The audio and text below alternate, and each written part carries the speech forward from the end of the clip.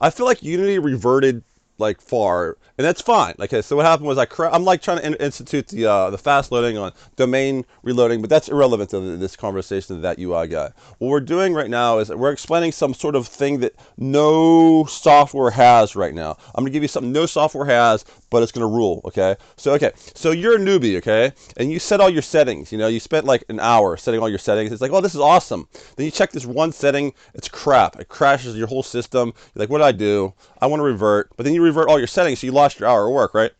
So what you do is like you add like it's called fuzzing, like a binary fuzz. You call it binary fuzz or binary fuzz revert. And what you do is it'll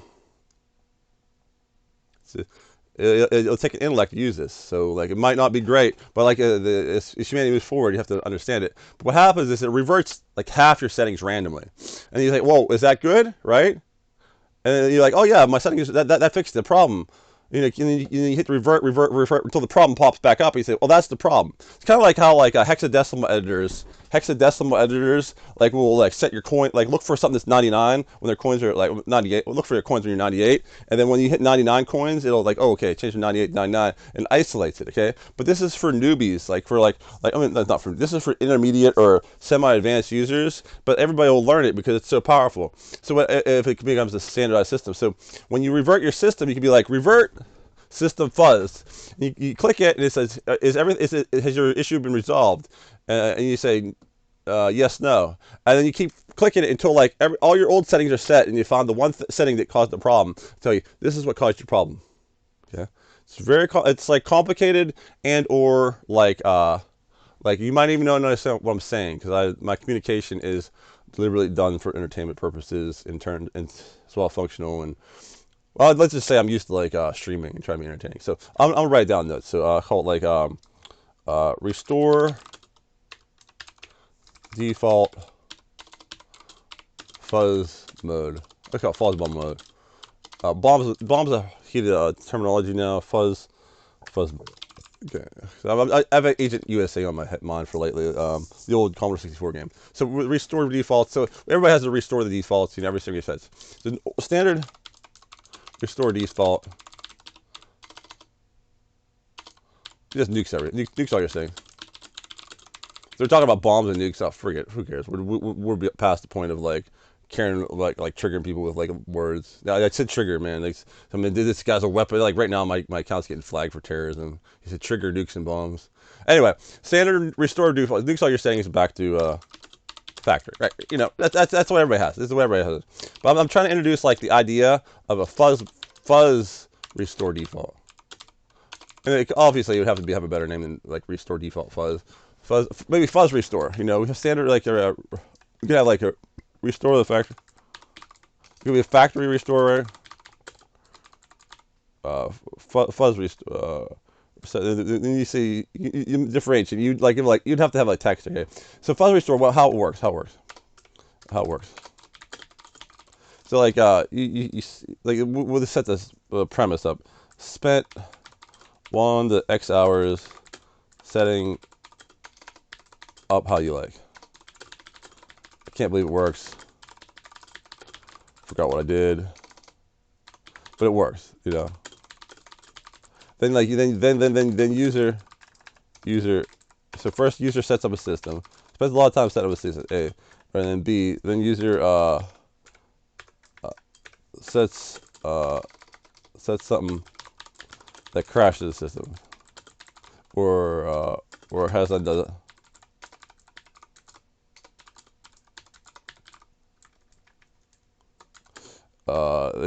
And they don't know, and they don't know what they set. You might be thinking about yourself, well, that doesn't happen very often. But if you notice, like when they're setting up the system, they don't know what they're doing. Okay, then like they don't know what they're doing when they ruin the system either. They just know like for a little while it was working, right? So what you do is that at this point, if they understand how a fuzz restore works, they click it. Okay, you click so something. Okay, so then the user like with knowledge of the fuzz restore would click fuzz restore. Okay, that's the thing.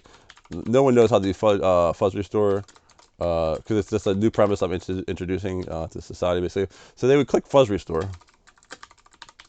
Okay, they click the fuzz restore, and then like, it would say like, and then they would check to see if it works or not. Okay, and then it would like, and it'll be a dialog. It says check if fixed. Yes. No. Okay, and like what happened was this dialog box would have to be spawned over and over and over again because they can uncheck it again. Maybe they misclicked it, right? You know, then you're hosed, right? But like you, the first time you click it, it's like if it restores it, you hit yes, okay, and then like then it would fuzz it again. It would keep fuzzing you with boxes, and until you like because it keeps most of your settings. Like basically, what it does is it binary searches. Okay, and then, so the functionality like behind the hood, under hood, just reverts half your settings to factory. It's a binary search, you know. It's a binary search, right? And then like if it's fixed, then like it does the binary searches back way to find out exactly what's wrong.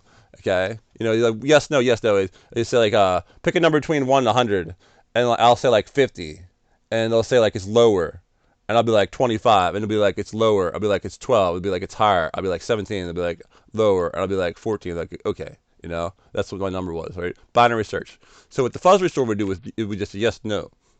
Have to search, sorry. Was it fixed? Yes. Okay. If it says if it's fixed, if yes, under hood.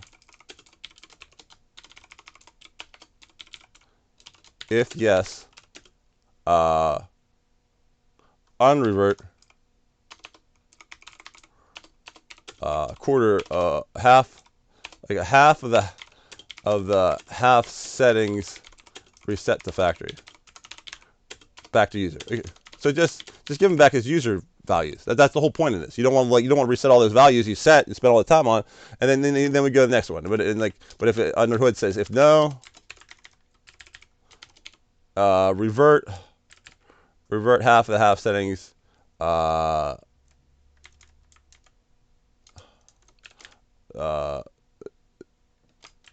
Remain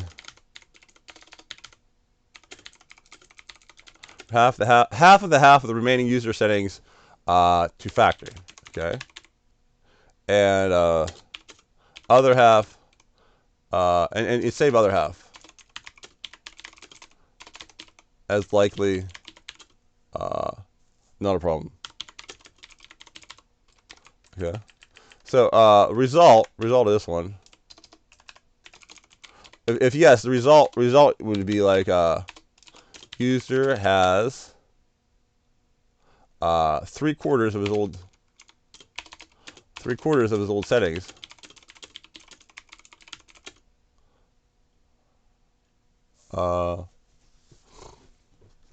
Wait. He has half his old settings, and he can click fuzz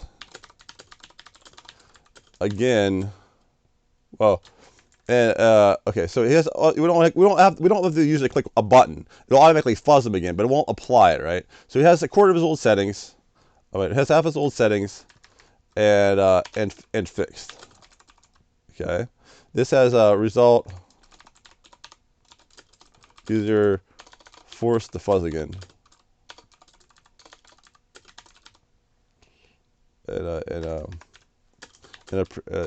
and preempt the fuzz. I'll just say, so because it's not reverted. So entering the next fuzz, it enters the next fuzz.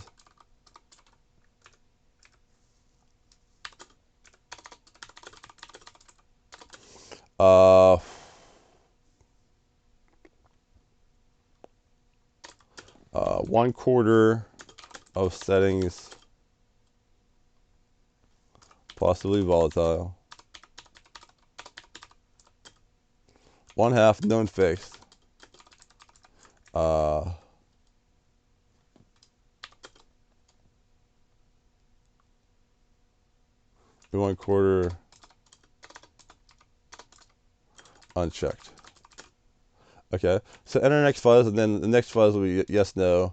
And if it's yes, because you can fix it, unfix it, because like you're looking for the variable, right? So if yes, then like if no, we'll say it fixed it. Check if still fixed. If still fixed, dialog will be if still fixed.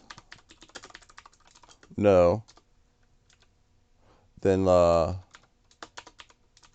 just swap quarter checked with unchecked, and it's still dialogue. I'm right now, dialogue right now. It should be almost always fixed though. Fix now. And then I mean, so it's back and forth. It's complicated, right?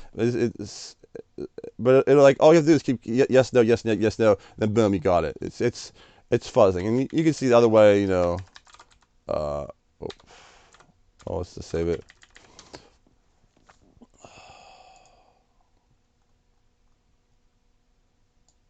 This is like terrible presentation.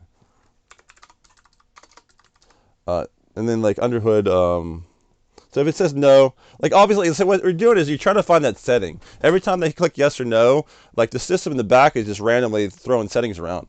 And it keeping the one. If it says it's working, then it keeps those settings biased for the future. And then boom, eventually you narrow it down and you find the offender setting. And if there's multiple settings that contribute to it, then you're in like an actual like a little bit of a problem. That's why I said it's like you might have this dialogue. But if you know it's just one setting, you don't need this dialogue on the when you swap the quarter.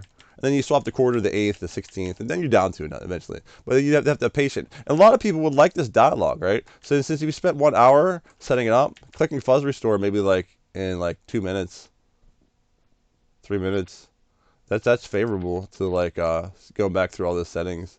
Anyway, it's Fuzz Restore. I hope you like that UI guy doing that UI stuff. And this might be too complicated for many users, but you know what? Like society has been moving towards like casual gamer, simplified stuff, moron level gaming. Like we had Magic the Gathering when I was like in high school, and now they're trying to push Hearthstone on like middle-aged people. Hearthstone is basic and dumb, right? Like Magic the Gathering was pretty complicated. We had games back in the day like Master of Orion with all these stats and everything. And now we have like you got like X number and 2 gold. Okay, now you wait 5 minutes or pay me. You must say like we've moved to a point of like society where things are more basic. Part of the user interface is yes, make it simple and everything, but we want to encourage people to think for more powerful functionality, right? We're encouraging them to go that direction. I think some people should be using some Fuzz Restore, and I mean, at least in like some scientific things and stuff, and try and push it for the general public. So we want more people using their brain. Otherwise we have what we have now, where like medical software frustrates the nurses and doctors. I would love if some sort of medical like application people came to me, Jim, we want the ultimate like doctor input. And I'm like, okay, check it out. You want to simplify the input. You have that user's information. You confirm the information for security. You don't have to retype it every time. And then it saves the nurses. They should be click one button. Boom, everything goes down, right? He has this, the symptoms. Oh, then it's a suggested this, right? And then like you think you have a system. Like just imagine a medical system where like everybody's system, how they've been treating and how effective this treating is, goes into a database of statistics that they can pull out of it and say, well, you know what? Maybe these people taking all this zinc, we were finding out they're getting headaches and backaches and pain in their feet. Maybe they have to balance with something else, copper. You start seeing stuff like, I'm just saying, like you'll have a mineable database research if you're able to store this information properly. But right now, like you're wasting nurses' time. Things are actually harder with computers than it was without computers. You know that? And the medical thing, that should not be a case. That's because they have bad UI. So UI affects all our lives, okay? And so it's like, study it too, man. Hope you guys enjoy this. Bye.